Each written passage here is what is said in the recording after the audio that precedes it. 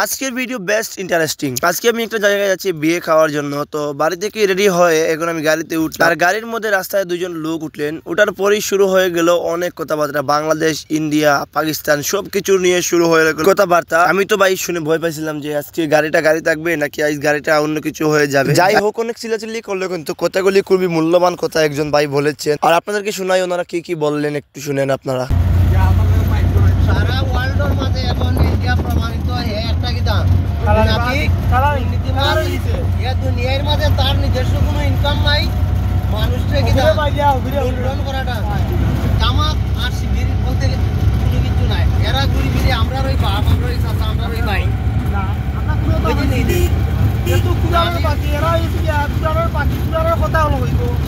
আমরা তো দেখিলেছি অলরেডি কথা দেখাই। যাই হোক, আপনারা তো শুনলেন ভাইয়ারা কি কি কথাবার্তা বলছেন। আসলে খুবই মূল্যবান কথাবার্তা বলছেন এবং নির্বাচনী বিষয়গুলো নিয়ে। যাই হোক, আমি এগুলো বলতে চাই না, আপনারা তো অবশ্যই শুনলেন। আর এখন আমি হেঁটে হেঁটে চলে যাচ্ছি, আমার সাইকেলটা বের করব। আর ভাই বর্তমানে যে শত্রুতা আমি লাগাইছি ইন্ডিয়া বাংলাদেশকে নিয়ে, আসলে মনে হচ্ছে বাংলাদেশ থেকে ওরা গিরে ফেলবে। আর যত কিছু লাগাইছে সব কিছু লাগাইছে ওই সাংবাদিকগুলারা।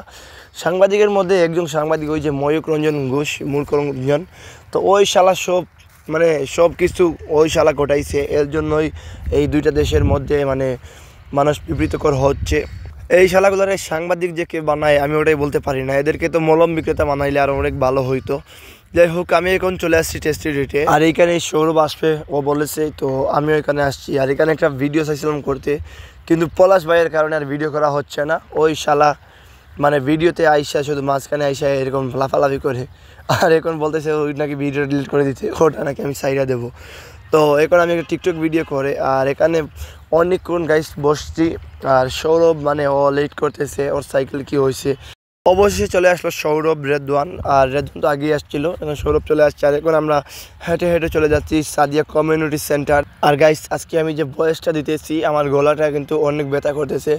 আর গত কয়েকদিন আগে আমি একটা মিছিলে গিয়েছিলাম, ওই যে আমাদের এমসিসি। তো ওইখানে যাওয়ার পর গাইস ওই যে অনেক চিল্লাচিল্লি হয়েছে, অনেক মিছিল হয়েছে। এই জন্যই মূলত আমার গলাটা ফাটাবাসের মতো হয়ে গেছে। তো যাই হোক, কিছু করার নাই, আমরা অবশ্যই খাবার দাবার করলাম। আর এখান থেকে এখন চলে আসলাম বের হয়ে। এখন আমরা আবার হেঁটে হেঁটে চলে যাচ্ছি টেস্ট্রিতে। তো ওইখানে আমাদের ওই যে দেখতে পাচ্ছেন আমাদের 3টা সাইকেল ওইখানে আমরা বেঁধে রেখে গিয়েছিলাম।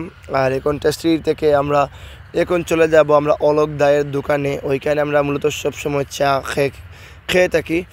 তো এখান থেকে আবার এখন আমরা চলে আসলাম ওয়াকওয়েতে। তো অলোক দায়ের দোকানের ভিডিওটা আপনাদেরকে আর দেখানো হয়নি।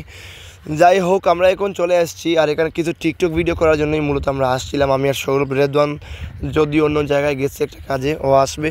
তো আজকের ভিডিও এই পর্যন্তই, দেখা হবে পরবর্তী কোনো ভিডিও। আর অবশ্যই আমার চ্যানেলটা সাবস্ক্রাইব করবেন, দ্য মাসুম ব্লগার, এর পাশেই থাকবেন। সবাইকে আল্লাহ হাফিজ।